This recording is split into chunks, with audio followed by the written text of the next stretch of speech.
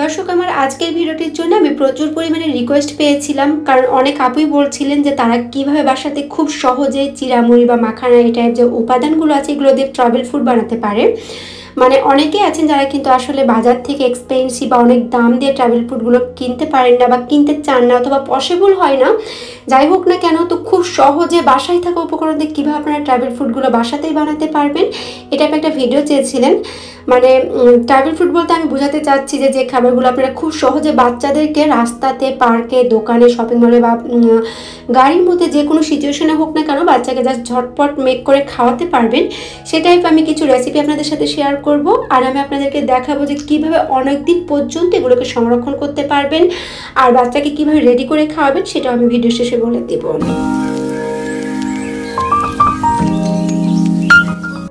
আর প্রথমে আমি আপনাদের জন্য রেখেছি চিড়া সেরেলাক, এবং চিড়া সেরেলাক যে শুধুমাত্র ট্রাভেল ফুড হিসাবে রাস্তাতে বাচ্চাকে খাওয়ানো যাবে তা কিন্তু না, আপনারা চাইলে কিন্তু বাসাতেও বাচ্চাকে রেগুলার এই খাবারটি দিতে পারেন, কারণ অনেক হেলদি এবং ওয়েট গেনিং একটি বেবি ফুড রেসিপি এটি। তো চিড়া সেরেলাক বানানোর জন্য এখানে আমি 1/4 কাপ পরিমাণে চিড়া নিয়ে নিয়েছি। আর অবশ্যই দেখবেন সেটা যেন লাল চালের চিড়া হয়ে থাকে, কারণ হোয়াইট যে চিড়াটা মানে সাদা চালের চিড়া চাইতে কিন্তু লাল চালের চিড়াটা অনেক বেশি স্বাস্থ্যকর বাচ্চাদের জন্য। আর অবশ্যই যেন চিড়াটা পরিষ্কার হয়, যদি চিড়াটা পরিষ্কার না হয় তাহলে সেক্ষেত্রে বলবো খুব ভালোভাবে সেটাকে ক্লিন করে নেবেন। তো চুলার পাড়টা একদম লো হিটে রেখে মোটামুটি 6 থেকে 7 মিনিট আমি চিড়াগুলোকে ভেজে নিচ্ছি। আর দেখবেন যেন সেটা পুড়ে না যায়, জাস্ট একটা ক্রিস্পি ভাব আসলে কিন্তু চুলার পাড়টা অফ করে দেন, অন্য পাত্রে এগুলোকে অল্টার করে নিতে হবে। কারণ চিড়াগুলোকে যদি আমি অন্য পাত্রে না অল্টার করি তাহলে প্যানের মধ্যে যে হিট আছে সেই হিটের মধ্যে থেকে চিড়াগুলো আরও বেশি ফ্রাই হয়ে যেতে পারে। চিড়াগুলোকে এখন আমি ব্লেন্ড করব, আর ব্লেন্ড করার আগে অ্যাড করে নিচ্ছি 1 চামচ পরিমাণে ড্রাই ফ্রুটস। তো এখানে আমি লাউয়ের বিচি, কুমড়ো বিচি এগুলোই অ্যাড করেছি, তবে আপনারা চাইলে কিন্তু অন্য যে কোনো বাদামই ইউজ করতে পারবেন। এই সেরেলাকটি আপনারা যখন বাচ্চাকে 8 মাস থেকে দিতে চাচ্ছেন তখন জাস্ট যে কোনো একটি বাদাম দিয়ে স্টার্ট করুন, দেন বাচ্চার বয়স অনুযায়ী আস্তে আস্তে আপনারা চাইলে কিন্তু বাদামের পরিমাণটা বাড়াতে পারবেন। চিড়াগুলোকে খুবই ভালোভাবে ব্লেন্ড করে নিতে হবে, এবং ব্লেন্ড করা হয়ে গেলে একটা স্টেনারের সাহায্যে আমি এগুলোকে এখন চেলে নিচ্ছি। কারণ যদি গুঁড়ি গুঁড়ি থাকে তাহলে হয়তো বাচ্চাটা খেতে চাইবে না, সেজন্য এটাকে চেলে নিলে সবচাইতে বেস্ট হয়।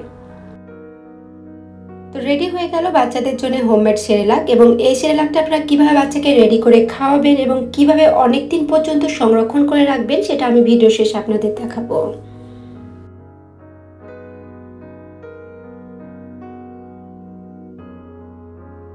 2 নম্বরে আমি আপনাদের আদরের ছোট্ট সোনামণিদের জন্য যে সেরেলাকের রেসিপিটি রেখেছি সেটা হচ্ছে মাখানা বা ফক্সনাট রেসিপি।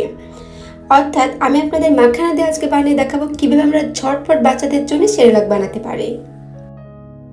অ্যান্টিঅক্সিডেন্ট সমৃদ্ধ এবং ভেষজ ঔষধি গুণসম্পন্ন এই মাখানা কিন্তু অনেক বেশি পুষ্টিকর আমাদের স্বাস্থ্যের জন্য, আর সেজন্য কিন্তু ডক্টররা অনেক ছোট থেকে বাচ্চাদেরকে মাখানার সাথে পরিচয় করে দিতে বলে থাকেন।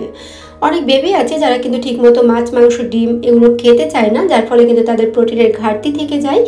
তো আপনারা যারা বাচ্চাদেরকে নিয়ে অনেক বেশি ওয়ারিড থাকেন তারা চাইলে কিন্তু প্রোটিনের ঘাটতি ফিল আপ করতে এই মাখানা বাচ্চাদেরকে দিতে পারেন। তো এখানে আমি 1/4 কাপ পরিমাণে মাখানা নিয়ে নিয়েছি, এবং মাখানাগুলোকে এখন আমি খুব ভালোভাবে ফ্রাই করে নিলাম। আর এটা ফ্রাই হয়েছে কি হয়নি এটা বোঝার বেশ কয়েকটি উপায় আছে, যেমন অনেক ভালো একটা ফ্লেভার বের হবে, পাশাপাশি যখন এটাকে হাত দিয়ে চাপ দিবেন তখন দেখবেন এগুলো কিন্তু খুব সহজে ভেঙে যাবে বা অনেক ক্রিস্পি একটা ভাব চলে আসবে। বাট আমি যখন মাখানাগুলোকে ভাজিনি, মানে বাজার থেকে কিনে নিয়ে আসার পরে এভাবে যদি আঙ্গুল দিয়ে আমি প্রেস করি তাহলে কোনো অবস্থাতেই কিন্তু এটাকে ভাঙা যাবে না বা প্রেস করা যাবে না, কিন্তু বাস একটু চুপসে যেতে পারে। আর এটা হচ্ছে ফ্রাই হয়ে গেলে তাহলে কিন্তু আপনার বাচ্চাকে খুব সহজে খাওয়াতে পারবেন। যাদের বাচ্চা একটু বড় হয়ে গিয়েছে চিবিয়ে খেতে পারে, কারণ মাখানা কিন্তু অনেকটা মুড়ি টাইপ খাবার, মুখে দিলে কিন্তু খুব সহজে এটা বাচ্চারা চিবিয়ে খেতে পারবে। তো সেক্ষেত্রে আপনারা চাইলে কিন্তু ব্লেন্ডারে ব্লেন্ড না করে জাস্ট অল্প একটু ঘি দিয়েও বাচ্চাকে কিন্তু প্রেজেন্ট করতে পারেন, সেটাও কিন্তু বাচ্চারা অনেক বেশি পছন্দ করে খায়। মাখানা কিন্তু রেডি করা হয় পদ্ম বীজ থেকে, মানে পুকুরের বদ্ধ জলাশয়ে যে পদ্ম চাকা বা পদ্ম ফুলের মধ্যে যে ফলটা পাওয়া যায় সেটা থেকে কিন্তু মাখানাকে প্রস্তুত করা হয়ে থাকে।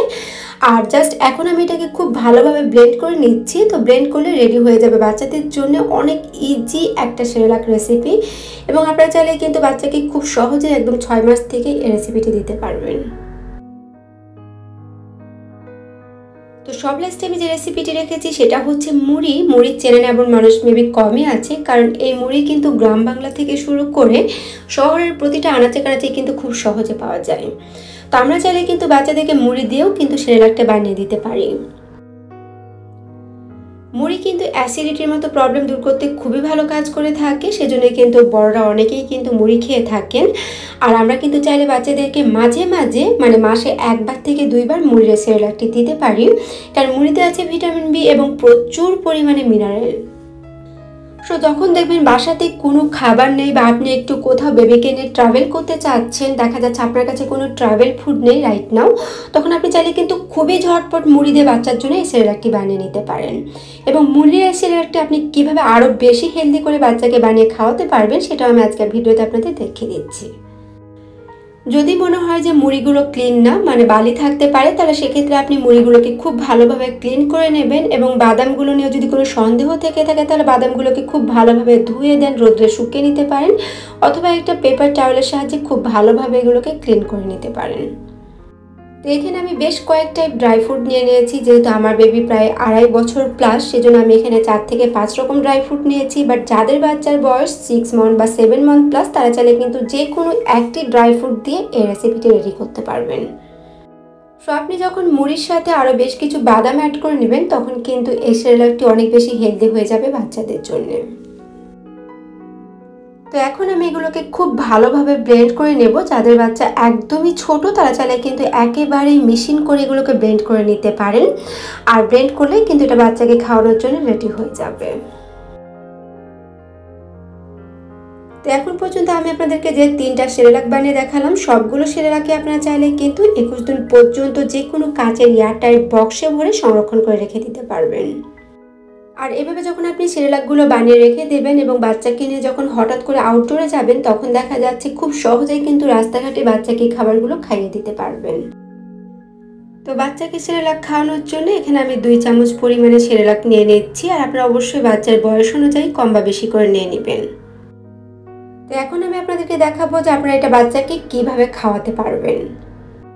একটা বিষয় অবশ্যই মনে রাখবেন, আপনি যখন বাচ্চাকে এটি বাইরে বানিয়ে খাওয়াতে চাইবেন তখন অবশ্যই সাথে কিন্তু গরম পানি, গরম দুধ অথবা ফর্মুলা মিল্ক রাখতে হবে।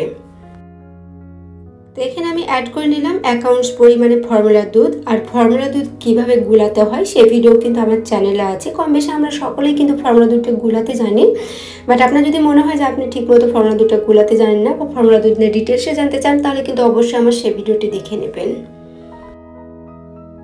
এখন দুধের সাথে সেরেলাকটাকে আমি খুব ভালোভাবে নেড়েচেড়ে সেট করে নিচ্ছি, আর এই অবস্থাতে আমি 5 থেকে 7 মিনিটের জন্য এটাকে রেখে দেব। আর এভাবে 5 থেকে 7 মিনিট রেখে দিলে কি হবে যে সেরেলাকটা আরও বেশি সফট হয়ে যাবে এবং দুধের সাথে খুব ভালোভাবে মিশে যাবে, তখন কিন্তু বাচ্চা খুব মজা করে এটি খেয়ে ফেলবে। তো এটার কনসিস্টেন্সিটা মানে এটা কতটা ঘন বা পাতলা করবেন সেটা কিন্তু ডিপেন্ড করবে আপনার বেবির উপরে।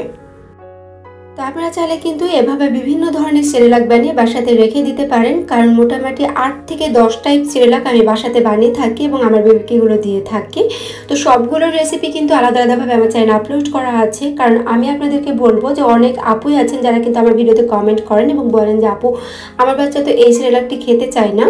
তো সেক্ষেত্রে আমি বলবো আপনি যখন বিভিন্ন ধরনের সেরেলাক বাসায় বানিয়ে রাখবেন এবং অল্টার করে করে দেখা যাচ্ছে এক একদিন এক একটা দিবেন, তখন কিন্তু বাচ্চার মুখের রুচিটাও চেঞ্জ হবে এবং তারা একই খাবার খেতে খেতেও কিন্তু বোরিং হবে না। ইভেন আপনারা একটা কাজ করতে পারেন, যেমন চেরার সাথে হচ্ছে মাখানা বা মাখানার সাথে মুড়ি, এভাবে একটার সাথে একটা অ্যাড করেও কিন্তু বাচ্চাকে খাওয়াতে পারবেন। তো রেডি হয়ে গেল বাচ্চাদের জন্য হোমমেড সেরেলাক রেসিপি। এবং আপনাদের যদি এই টাইপ আরও ইজি গোয়িং কোনো রেসিপি লাগে তাহলে অবশ্যই কিন্তু সেটা আমাকে কমেন্ট করে জানাতে ভুলবেন না। এবং এই টাইপ যদি আরও নতুন নতুন রেসিপি আপনারা পেতে চান তাহলে বলবো যে অবশ্যই আমার চ্যানেলটি ভিজিট করুন এবং আমার চ্যানেলটি সাবস্ক্রাইব করে রেখে দিবেন, তাহলে আমি পরবর্তীতে যে নতুন নতুন রেসিপিগুলো আপলোড করবো সেগুলো কিন্তু সাথে সাথে পেয়ে যাবেন। তাই ভাবছি আমার আজকের ভিডিওটি আপনাদের ভালো লেগেছে। যদি ভালো লাগে তাহলে প্লিজ লাইক, কমেন্ট এবং ফ্রেন্ডস অ্যান্ড ফ্যামিলির সাথে শেয়ার করতে ভুলবেন না। তো দেখা হবে আবার নতুন কোনো বেবি ফুডস অথবা কোনো কিডস টপিকস নিয়ে। ততদিন পর্যন্ত সবাই অনেক অনেক ভালো থাকবেন এবং আমার ফ্যামিলির জন্য দোয়া করবেন।